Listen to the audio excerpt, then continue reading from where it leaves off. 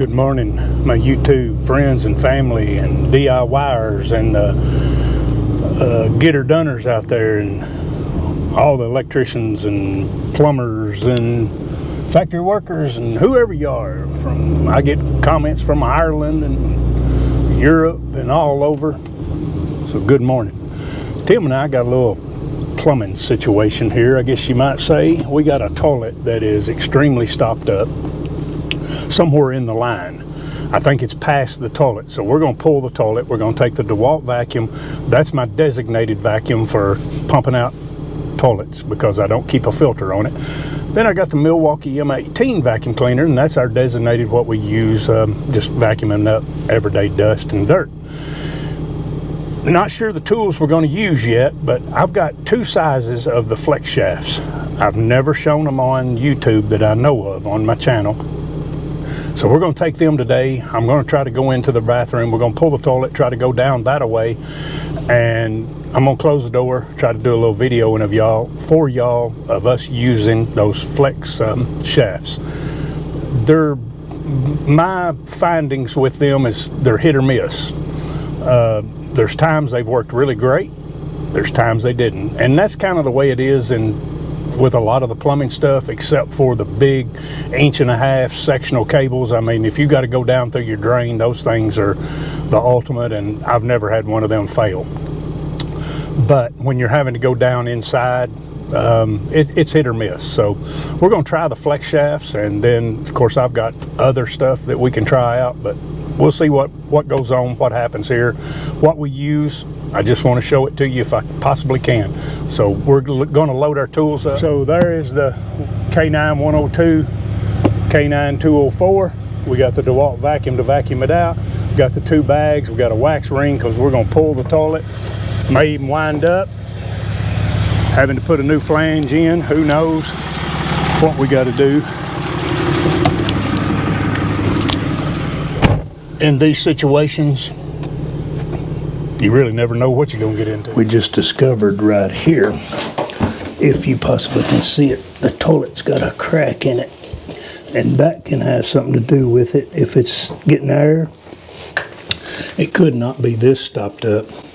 It could be getting air and not letting it flush. So we're going to pull the toilet, run some water down the line, see what it does.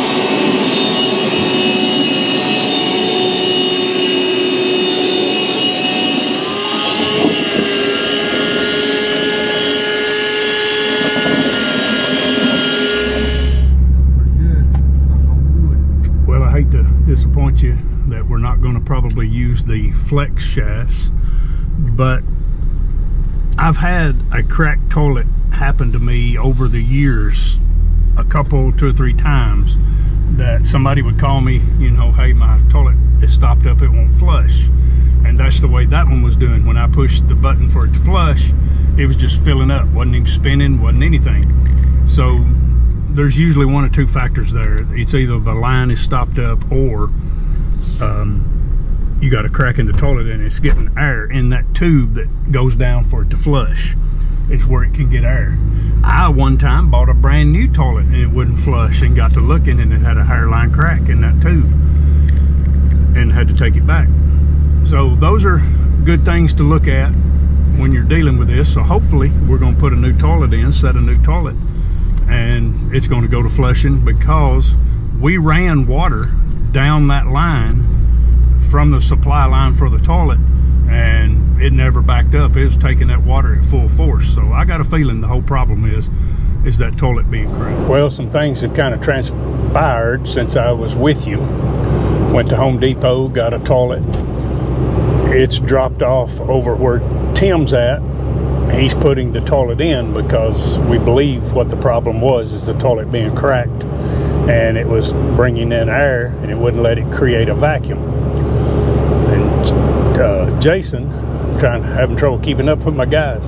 Jason is at the house we're trying to get done to turn over to a family tomorrow or Thursday. Jeff's been off a couple days. He's not been feeling well, sinus problems, sinus issues and things like that. So he's not feeling well. So he's at home with that. So anyway, it's just it's been run. Jason needed a blind. On the new door we put in that you saw a couple days ago on a video, he needed a blind, so I ran to Walmart, got a blind. I'm getting ready to drop that off to him. Then I'll be back where Tim's at installing the toilet. So I'll see you when I get to where Tim is.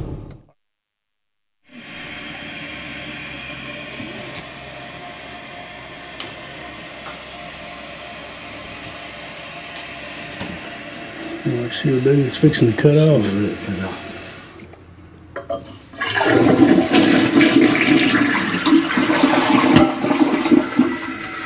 I believe it's working. Well, Tim and I got the toilet knocked out and it's working good, flushing good, and I'm going to go ahead and upload this video even though I didn't have to use the flex shafts. It might be helpful to somebody because there's two things that I've had happen with toilets, and that is they get calcium built up in them and clogs the holes up and they won't flush, or they get a hairline crack in them and then they won't flush. So maybe if I upload this and title it "Toilet Won't Flush," it might help somebody. That's right. Tell them bye, Tim. Y'all have a great day. Have a good evening. Any bad commodes, just give us a call. Yeah, if you got a bad commode, call us. Call the Geritol man or the Metamucil man. That's what right. That's what Jason calls me. He's a Metamucil man. That's right. He calls me the three-haired Metamucil man. At least we know we're full of fiber. Yeah, over and out.